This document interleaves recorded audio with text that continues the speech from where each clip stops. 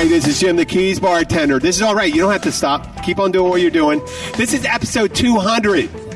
And I think the title for episode 200 means 200. I think this title is 200. 200. Exclamation point. Fucking 200. This is fucking 200. Yeah, but we're not making a big deal because you know what? Until we get to 500, eventually we're going to...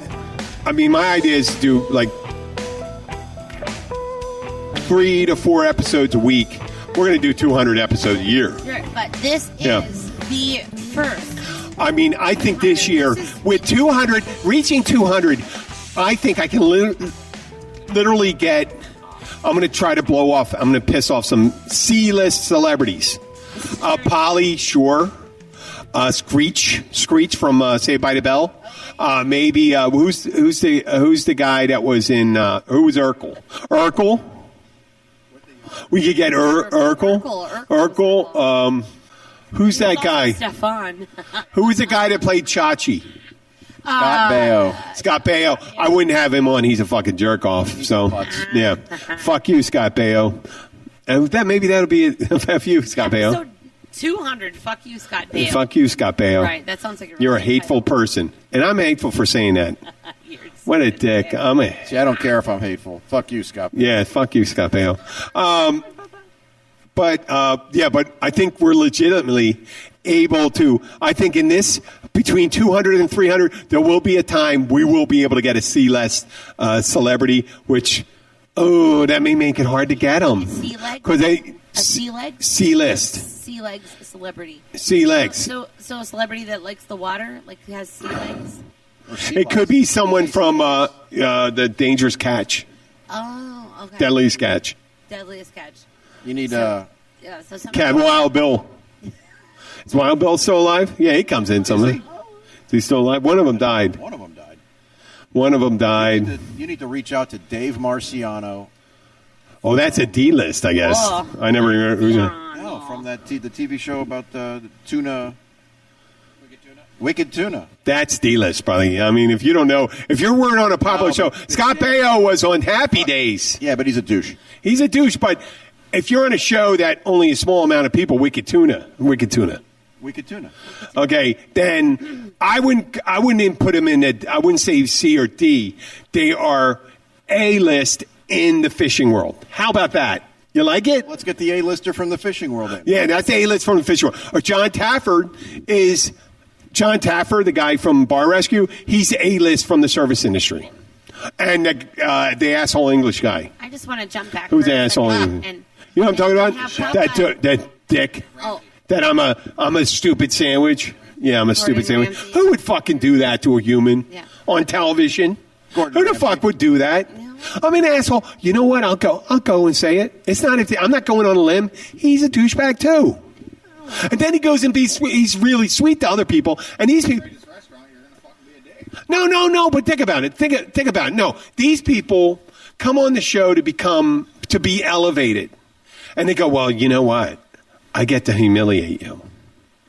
And you can point out, Simon Cowell, who's a total douche.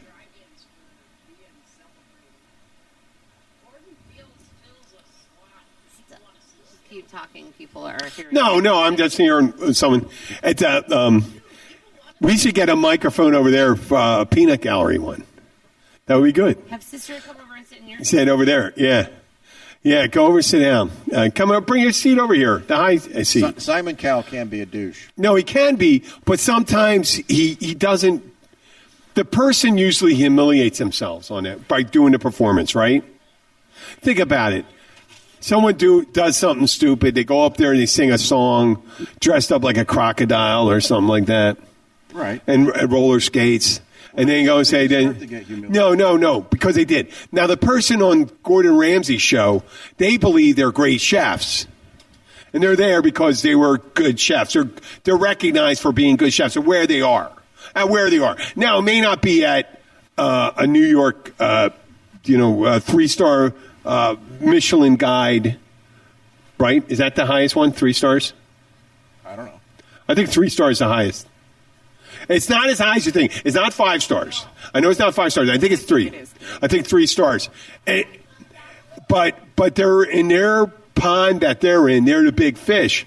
But they go on there and they humiliate them in the career they've chosen.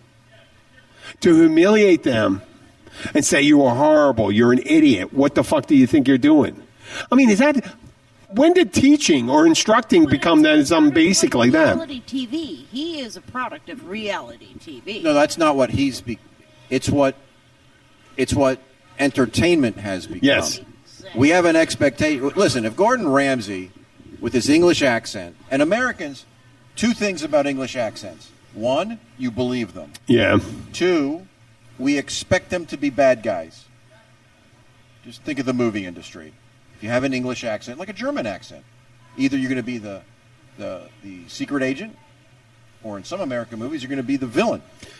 James Bond wasn't the No. James Bond wasn't. Production. Of course not. It wasn't? Okay. And in American movies when they use English. Oh, like, what's his name? Gordon Ramsay hits the circuit, right? So If they're English or the killer. And so he has this English accent, and he's supposed to be a highbrow because we Americans expect English to just know more than us. That's why we consider them more trustworthy when they sell us shit. And then... Who's that guy? ratings. Who's And that? you gotta have There was a guy on the commercials that would do... the blue shirt. Yeah. He died. Not Billy Mays. You're talking to someone else. There was another guy. Wasn't it pre-Billy Mays? Oh, yeah, okay. I remember that guy. The ShamWow guy? ShamWow guy. No, that guy was an American. He was an American whoremonger. He was a fucking. He was a slut. A slut magnet. As he was, I think I'd have done him. He's a slut magnet. He was going like this. He got an argument with a prostitute.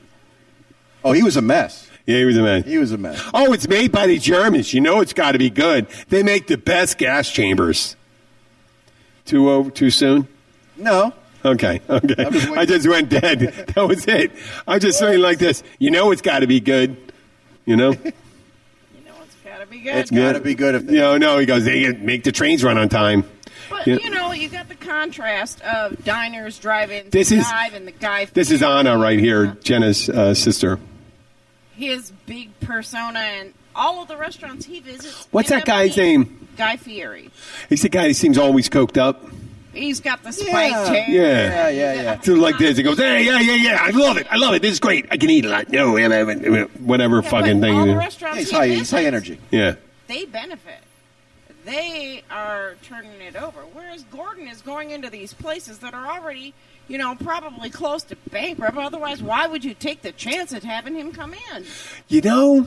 Or risking it 'cause you're giving me an idea right now. I'm getting the lights going off in the top of my head. Uh-oh. I saw it. I know. I know. Listen to this. I saw a show, Dr. Pimple Popper. It's about a dermatologist. She's awesome. No. Okay, no. But think about it. What are the other medical fields did Donna explore? Gynecologist? Think about that. Dr. Bigger Pimple Okay, the gay gynecologist. A gay gynecologist. Gay, but... All right, sweetheart, open your legs. No, do this. Or how about a proctologist? How about a proctologist?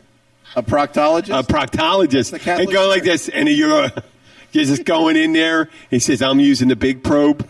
I'm going in. Oh, that sounds like my priest growing up. Why are both your hands? Why is your either hand on either side of me? You need that much lube for both your hands? What are you doing? I'm sorry. What are you doing? Oh, and you're crying in the corner afterwards. No. That'll be 14 Hail Marys. Oh, you're a wonderful boy. Yes.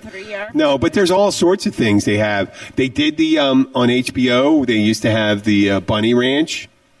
Oh yeah, that's right. The Bunny Ranch. And went there. They did drug dealers on. Have you been in the Bunny Ranch? Have you ever?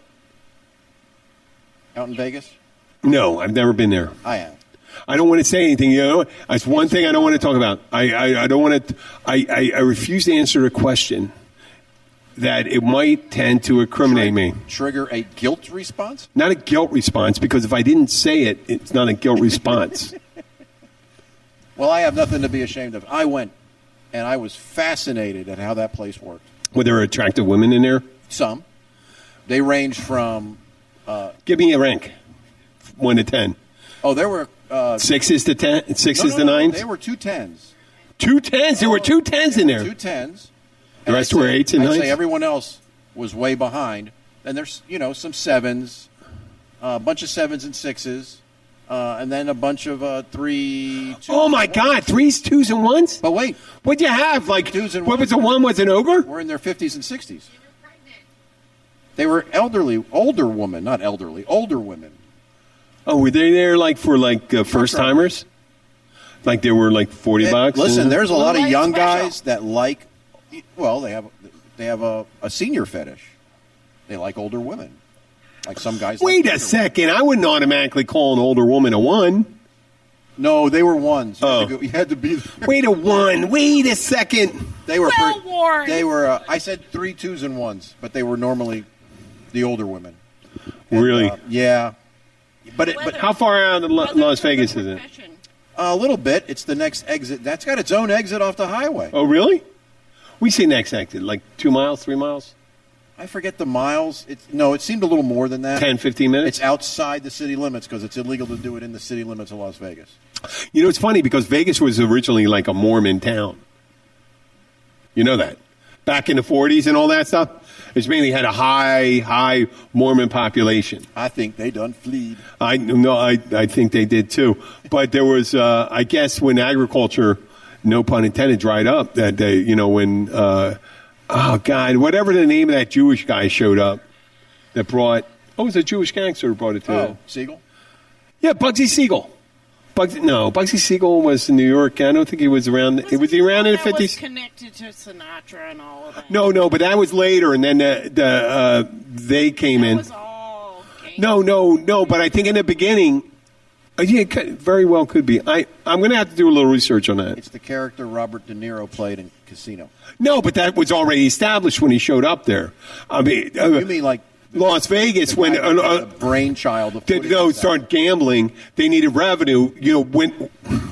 Whenever gambling's introduced in the United States, at least, especially in those towns where the unincorporated territories of the gold rush and all this stuff, they set up towns to provide services. There was gambling establishments, the whorehouses, gambling establishments, restaurants, hotels, hardware stores. You see a show like Deadwood. They didn't pick those businesses because that would be the most ideal characters to put in there. That's what the miners wanted when they're in there. They go out there and they're spending all this time digging and all that stuff. They want to come into town, and in order to fleece them, you got to have women, you got to have booze, and you got to have gambling. And then obviously there's some guys there, they need shovels and picks and pans and all that stuff and lumber for building their mines into the side of mountains and stuff like that. So gambling always falls into when there's no law. Gambling came into. But when you have control of the legislator, and Nevada was a relatively small state, came into statehood right after, early in the 1900s. And I think it was pretty early in the 1900s. So they think about Nevada. What is there in Nevada? A lot of sand, and not a lot of agriculture. You had a lot of Indian reservations and stuff like that. And now we because of the guilt over how we handled the Indians, we're going to say, you know what? Here's a casino for you. Oh, we do that now. Here's a fucking casino. It's like one of those wealthy fathers to take care of the neglected children. Well, here's a Porsche for you, sweetheart. Or for me never being I'm never going to be around. I'm sending you to boarding school. I'll never mess with you again. Take this. We are so sorry. This agreement is good until we decide to mess with you again. Yeah, that's what gambling. That's the gambling. But in Nevada, they did it as a revenue. They made it into a gambling mecca. They just said there was virtually no legitimate gambling in the United States. There was no table games and stuff like that. You hear about Monte Carlo. It was in Europe and all that stuff. You had riverboat gambling and stuff like that. I don't know how they got away with that sometimes, but that gets to 1800s gambling. They said, wait a second. There's been gambling in the States since before the States. I know, but it wasn't. It wasn't set up as a monopoly. a monopoly where you had companies come in. You could just go up and down the river and do that stuff. The riverboat gambling thing, that was a thing of the 1800s with steam power. Obviously, there's, the policing was slapshod, whatever you want to call it, because of the communications you had available to you at the time. People didn't call, say they suspected that there was a poker game over here, or I think they called it Faro, which I didn't know exactly what that was. Faro? Never heard of it. Oh, Faro. Well, in the 1800s, they had a game called Faro, and it was a card game, and then poker came along, and things like that. But Nevada, Las Vegas was the first place where they centralized it and made it. That was a place you went to gamble. Yeah, but we had everything. They had sports betting. They had slot machines, table games, craps. Well, that came with the master plan of mob control to unify that for their personal profit, and then they'd skim off the top and launder, and it was part of the organized crime. Well, I don't know if they can. I know they pushed it in there as a revenue source for the state. Of course they did. They did get it for the state, and they bribed the people for that. But they legitimately, the people in the state said, "Well, this makes a lot of sense. We can generate some income from it." But they didn't realize the depth at which the people were going to rob them of the profits. They still made money. The people in the state, they had jobs. They had casino jobs. Yeah. There were high-paying casino jobs and things like that. And I would say they were probably somewhat anesthetized to the just how devastating the crime of what was going on was, because at the end of the day, the state's still making money, right? Yep. But all of that should have been taxed. I mean, it was just nothing. And then it's what that money went to. It didn't stay in No, it went back east. It went to Kansas City, Chicago. It went to I think Kansas City. Yeah, Kansas City was the first one, and then it split off and went to Chicago, New York, Philadelphia, and then it started when they started instituting Atlantic City, and the Indian casinos started coming. The Indian casinos are interesting when it comes to that because they're extraterritorial rights that it was hard for the Cosa Nostra to get into that because they had their own police force, they were federally protected, and things like that. To be able to get on there, they had their own police force. They didn't have to. If someone said they had the money. If they were generating, the Indians are generating income, we said, well, we have the money. We can hire whoever we want inside to be our protection. You come into our place. It's our rules. We can do whatever we want. Right. That includes it's their own jurisdiction. Yeah. And we'll their put police force. They can imprison you. Their courts. They have the agreements with the local state's attorneys so that they can charge, transfer to jails. They do all those functions because they're a sovereign entity within the United States. Which I don't begrudge them. No, of course not. No, it has devastated, though. It seems to have devastated the remnants of, like, the Seminoles and stuff like that. Some of them have done well with themselves. They've used the money to educate themselves and buy businesses. Some of them, I think the Seminole tribe is one of the most successful tribes in the United States, not just in making money from gambling, and its other investments that it has made. It's not just the investments it's made outside. Outside the reservation. It's the investment in their people. So Miccosukee and Seminole, they're essentially we'll call them cousins. Yes, they're Native American tribes in Florida. The Miccosukee are a distinct branch of the Seminoles that during the Indian Wars. They fled into the Everglades, and pretty much there they stayed. Those are your Miccosukee Native Americans. Okay, so both is that the one that I saw in the Revenge of the Nerds 2? I don't know. Where where the cool fraternity guys pretended to be Seminoles, and they were kind of like in the Everglades. I think they were in Lauderdale, and they took them into the Everglades. So they were supposed to be Seminole, but they were in the Everglades. So that would be in the Miccosukee. Wait, I just took it off. The Seminole tribe and Gilbert of Florida is such a vast tribe that there are many other swampy areas in Florida that Seminoles inhabited. So, yeah, it's not just. But the Miccosukee tribe fled deep into the water in the Everglades to avoid the army. Yes. Okay, that's why they ended up in the swamp. Okay, so both tribes have casinos. Both tribes, when they first started doing this, even before, they had just like many Native American reservations, had a horrible drug problem, a horrible drinking alcohol problem. Yeah. So for a short time, the casinos exacerbated that problem because they all get a share of the profits. Yeah, they get an income. They have a substantial one. And I guess that's what they call the. We should probably pause at this. The nascent beginnings of along with Alaska, the UBI, the Universal Basic Income, where theirs is like 70,000, depending on that. But let's pause right now and take a pee break and all that. Yeah, well, it's almost in every place, like at Fox, the one up in Connecticut, the biggest casino in the United States. We'll talk. I actually know why. So Wait, you know why? Oh, let's talk about that. Whether you're one of our regular visitors to the Florida Keys or you can't wait to visit for the first time, you'll want to stay up to date on everything that's going on in the Florida Keys. To learn all the secrets, tips, and the stuff we don't talk about to anyone but each other, visit 43keys.com. Sign up for our newsletter and never miss any of the exciting things we have planned for you. That's 43 Keys. The number 4, the number 3, keys.com.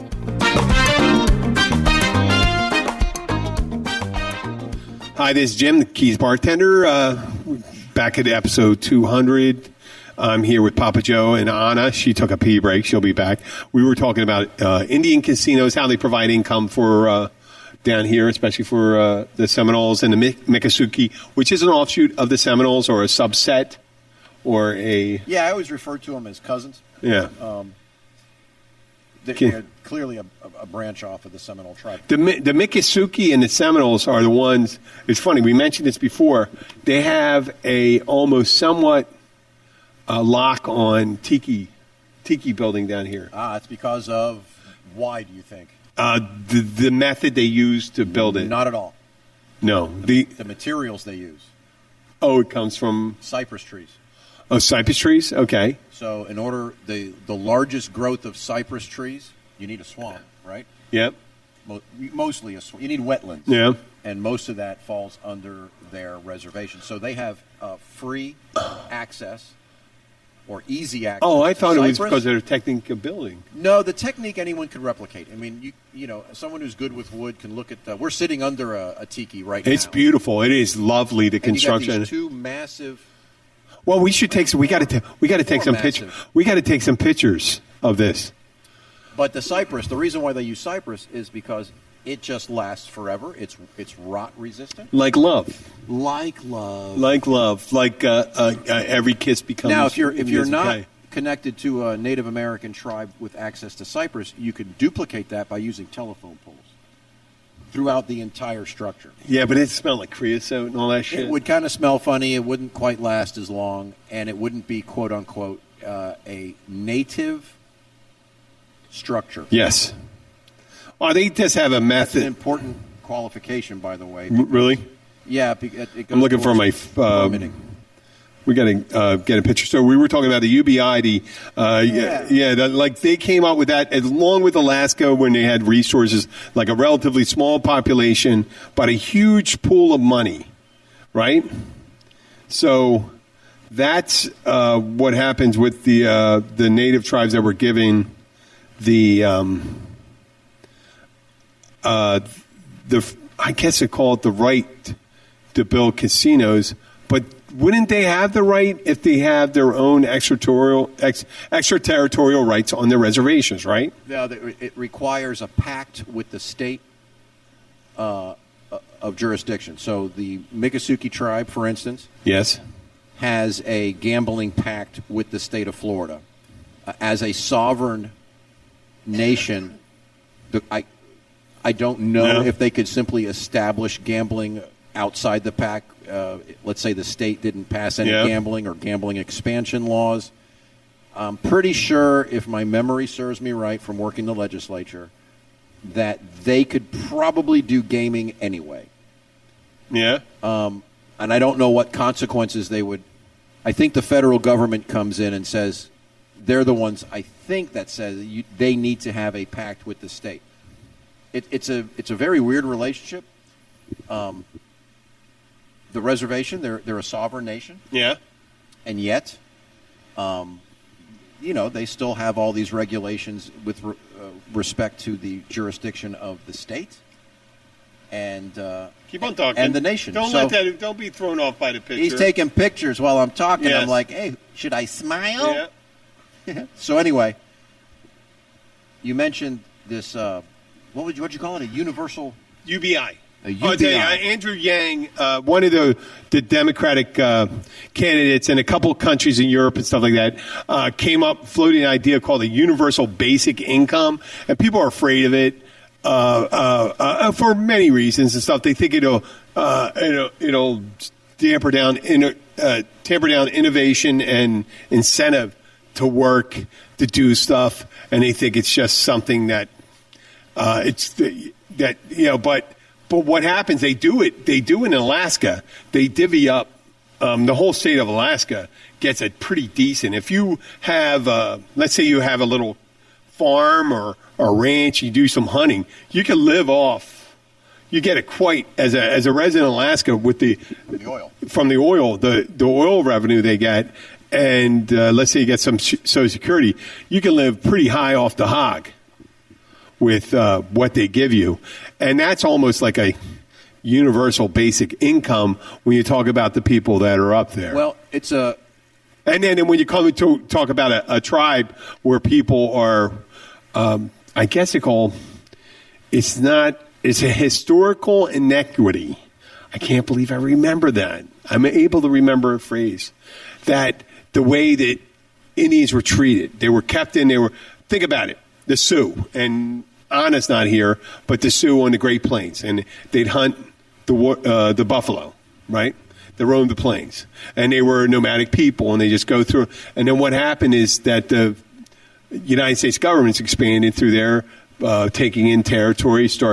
You have ranchers come in, and it's a history of us taking property, not just for ourselves, but originally the guys that first started raising cattle, they used to do a free range thing. So when they got rid of the buffalo, they brought in the cattle and started just herding them, taking them up the grasslands at different places, take them up, feed them up in the northern plains, and then bring them down to the railheads and ship them off to Chicago, where you had this, historically in the late 1800s, the greatest concentration of population in the United States was the central from Chicago on east, and Chicago was the meat processing center, and they ship all this beef over there, and you had this huge swath of land that used to be covered by the Buffalo and the American Indians. Now, with the cattle, eventually then you had cattle ranches and stuff like that when they started the invention of barbed wire and stuff like that. So private property comes into play and stuff like that. And then people have a restriction. Concepts. No restriction. It's all restrictions. The way I view it historically is the people that got there first were able to get the property and get the capital. And then you had entrepreneurs that came in and stuff like that. They were able to build. They move it into towns. They build a general store and stuff like that. And they did a good job. And I'm not against any of that. But that land, if you think of private property, just because you got a deed to a land, but think about the great land rush You run out and just on a horse and all that, and you stake a claim to how many acres? 150 acres? 50 acres and a mule. Or something like, no, that was what they promised the slaves at the end of the Republican Party, which was pro-abolition after the Civil War, to get votes for the candidates, were suggesting that, listen, we're going to give you all 50 acres and a mule. Because what they had is all this land, and say, listen, and started having all these people concentrated, these people they worried about, and there's all these freed blacks when they were slaves. They wanted to get them out of that area because now they realized a lot of these counties and stuff like this in the South was more heavily African American than they were white. So they would, if you looked at the right at the beginning of Reconstruction after the Civil War, there were a lot of black legislatures. There were a lot of black politicians, stuff like that. And then they started, in the 1870s, stuff like that, they started enacting Jim Crow laws and stuff like that. Hey, historically, if you're a white supremacist, all you have to do to track what went wrong was I think it was either in the late 1500s or the early 1600s when they started slave trading. And they started bringing them over here. They were against their will. You put a population over here, forced them to work. It wasn't you know what? They didn't have a better life. They didn't have a better life over here. You don't have a better life when someone could put you to death for trying to leave service to someone. Take your children. Own nothing. Split you from your wife and stuff like that. That wasn't their choice. It wasn't a better life. And you made an institution. They called it a peculiar institution. You tried to protect it. You lost. And it could have been for socioeconomic reasons, whatever. It may not have been for the most progressive reasons up north where they did it. But in the end, it was greed that began the problem, greed that continued it. And in the end, you get all pissed off at these people that were brought here against their will. And then you're trying to return them back, just trying to send them back. They've been segregated from our population, but they've been segregated from their continent. So they're not have any idea, their great-great-grandchildren have any idea how to speak the language of their native land. You send them back? They're as every much American as you are. Of course they are. They're every much American as you are. Everyone here. We are a land of immigrants, and we came and we obliterated the native population here. Yeah. We say Americans for America. That's the Seminoles, the Miccosukee, the Sioux, the Apache, and all those people. And listen, I'm historical and stuff like that. They used to slaughter each other too. We just did it on a more methodical and grander scale because of the methodology that we had. And interesting. So if you just to get rid of your hatred and stuff like that, we took the land. We're the invaders. We're the home invasion. We're the people the reason why you want to have your fucking Uzi in your house. We're that person that, think of the United States as a house, right? And in the 1600s, we fucking ran in the house and said, you know what? It's our fucking house now. We're going to take everything in and we're going to take what you have, we have now. It's ours. You're out of here. And if you don't agree with it, they kill you. All your arguments for home protection and all this stuff and not allowing immigrants in, we got here first. We didn't get here first. 12,000, 21,000 years ago over the land bridge, Asians came over and moved their way all the way down. It's the American Indians. There were invaders. The original Americans were the invaders. And then there were just later waves of invaders.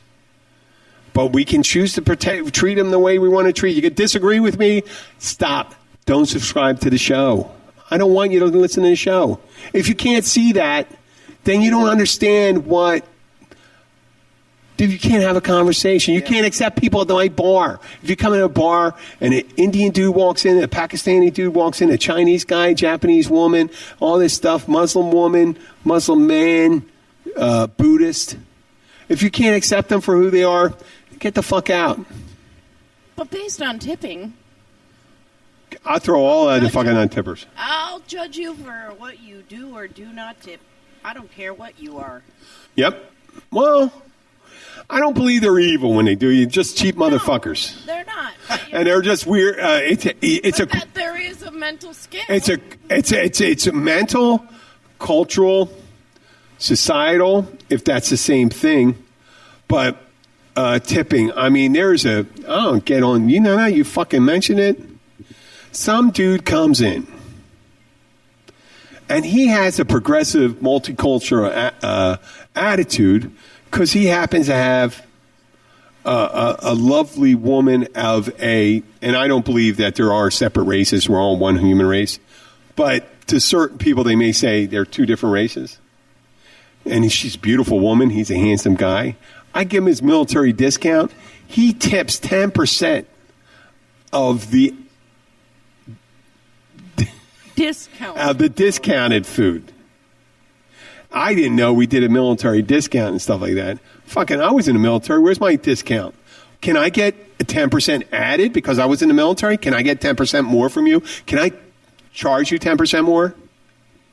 Where's my thank you? Thank you for your service. Well, fucking pay me for it. No. It doesn't matter. The reason most of the guys I worked with, and I'm going to piss someone Noah, they wanted to fucking kill somebody.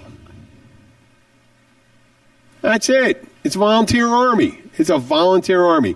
The guys that were forced to serve, Vietnam, Korean War, World War II, World War I. I don't know if they had enough time during the Spanish-American War to do it because there wasn't a long enough lead time. They may have done it. The Civil War, they did, conscription. Those guys didn't have to serve. They were made to serve. You volunteer, you want to serve. I'm sorry. You say you want to protect and stuff like that. That's what you do, and you don't bitch about it. It's like going to a job and bitching about I can't believe you work for a sanitation company and you don't like the smell of trash? Why are you working there? Well, pays good. Okay. That's why you do it. In the United States, we don't have a draft and stuff like that. We'll give 10%. But do not give me this automatic worship, something like that. You got to deserve. It is a privilege to serve in the service. It's a privilege. And when you serve in there, you have to behave correctly. Not everyone does behave correctly. You know that, Papa Joe. They just did a big top-down review of the special forces, and there was a lot of shit going down in that. There was a couple trials that went on. There were murders going on. There was mistreatment of prisoners. There's theft. There's rape that goes on. So we just got to be sure not to misplace our trust in any institution. We did it in the church. I'm a Roman Catholic. We did it in the church, and they gave them a big pass. A big pass. While they're fucking kids. A big pass for years. And their authorities, their higher authorities, they chose to just shuffle them around. What were you going to say? Sense of entitlement. When you have a vested authority in you. Yes. Whether you're a cop, a priest, you're in the military. Proper management of your personnel needs to constantly remind individuals you're only as good as your ability to serve those that your oath tells you to serve. If it suddenly starts going to your head and little cliques start evolving within the group and specialties, it comes up with specialties. So SWAT teams, special forces, the elites, the little cliques, certain parishes seem to have a higher incidence of pedophilia than others in this country. It was rampant in some and almost non-existent in others. So cliques start to evolve. And you end up with this sense of entitlement that you're owed. You're just owed. And I saw it on the police force. And well, they have it in the Catholic Church. It's everywhere. It's everywhere. And almost anything you have an authority for. Let's say, well, let's bring it to the restaurant industry, right? You got a shitty job. You got a shitty boss. You got a asshole customers. I can steal. I can drink, even though you're not supposed to. You got to take care of them. You got to take care of the people in front of you. You have a fiduciary responsibility to your employer. If you don't like what they pay and how you treat you, you are not an indentured service. No. You can leave. Automatic respect. Everyone should be treated with respect until they refuse. Their behavior deters you from delivering that respect. If someone is rude and obnoxious, yes, you can refuse to obey an order. You can. You don't have an automatic right to tell someone to do something when you're rude to them and you call them a name and you treat them like this. Someone working really hard, some black dude coming home and pull over and you're yelling at him to put your fucking hands on it and he's grabbing for his license. Okay, hold on, stop yelling, calm down. I understand you need them to hear you. And then you got to watch their hands and stuff like that. But so many white people don't get shot. Fuck, they didn't kill that white guy in El Paso, did they? Nope. And in Philadelphia, I'll tell you one thing. That black dude that shot 6 cops, I have to say they did the right. Those cops showed great restraint. He shot 6 police officers. And that guy survived. And they took him in. They negotiated with him. That was amazing. Those police officers, how much restraint after being shot. Now, listen, I wouldn't even understand that. I understand how that is. I know how it is. Just like disrespecting a parent. Think of how many parents. If you're a bad parent, you don't automatically. There's a lot of parents out there that are assholes that don't automatically deserve respect from their kids. They see what other parents do. They can see good parents. You may not be a good parent.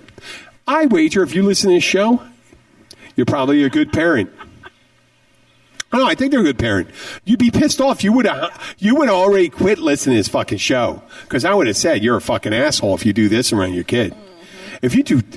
If you openly do drugs, are violent to other people, act like an asshole, you are a horrible parent. And go fuck yourself. With Scott Baio. Yes. True. Yeah, go fuck yourself. You're an asshole. I don't have a problem saying that. I'm just saying it, and then they get angry and stuff like that. You can support whoever you want. I understand we got people that, some listeners support the president. I don't necessarily. I think he's disrespectful and he's an ignoramus. But you have what you believe. Now, as long as you're respectful of other people, if you think you have a right to disrespect someone, I did not say you have a right to disrespect someone. I said people don't automatically get respect. I think they're always on some kind of probationary period when you run into them. When you first engage with them, people are in a person, and you should treat them with respect until they show you what kind of person they are.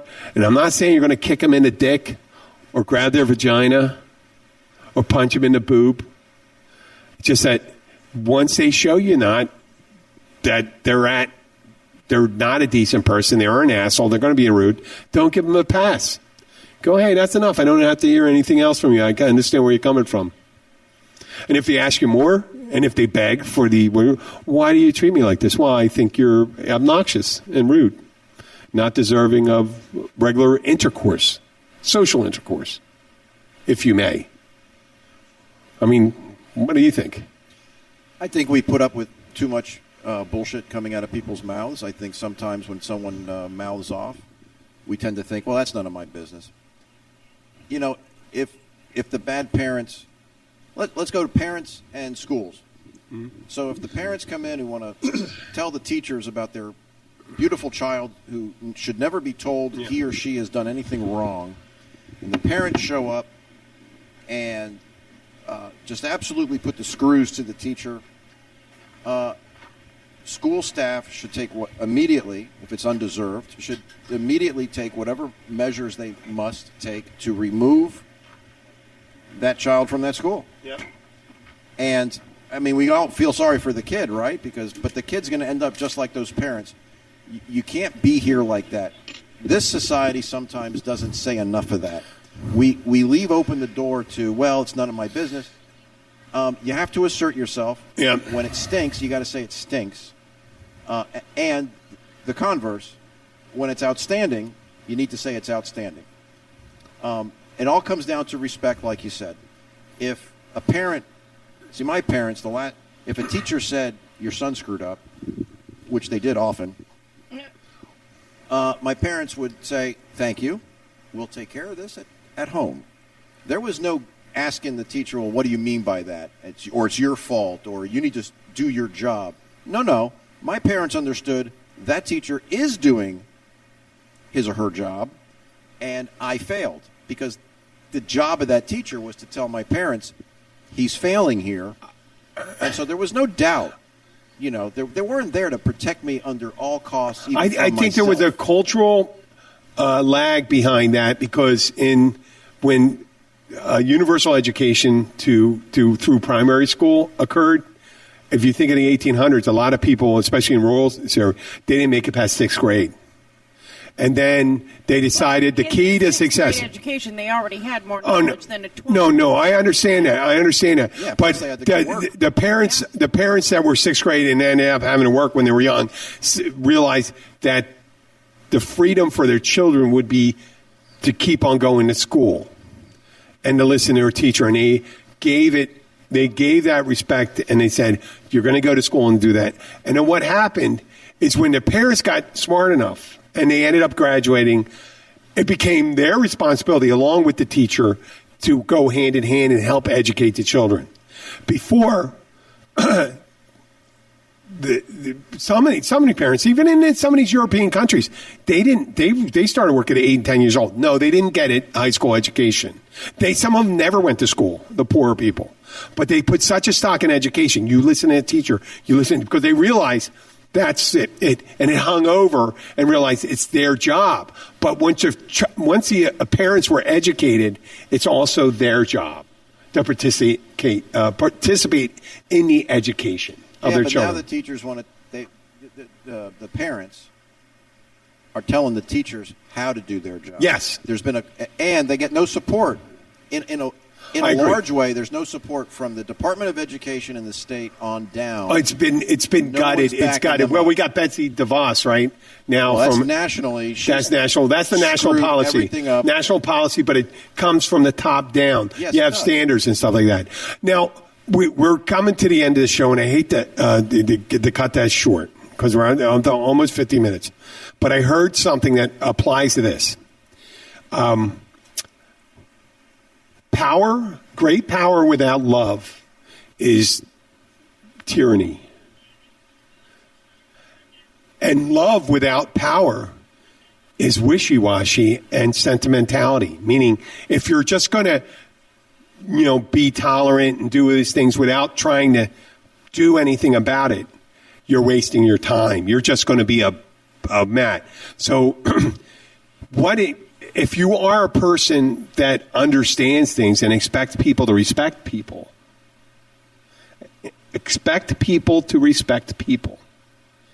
then you have to stand up for what is right in this time.